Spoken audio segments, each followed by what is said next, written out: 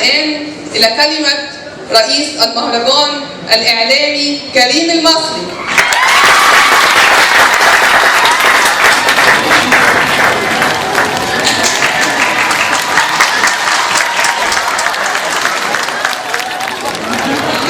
طبعا في البداية أنا حابب أشكركم جدا جدا إنكم نورتونا وشرفتونا النهارده.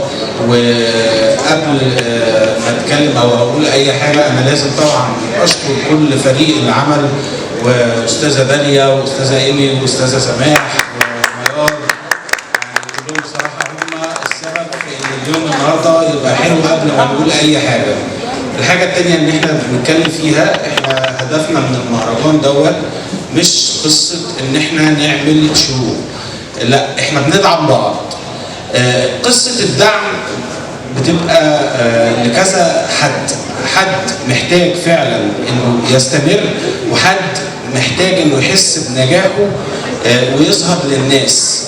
فطبعا الحاجات دي كلها بتيجي من المحافل الكبيرة اللي زي مهرجان القاهرة اليوم، طبعا بالتعاون مع مهرجان الابتكار والتميز.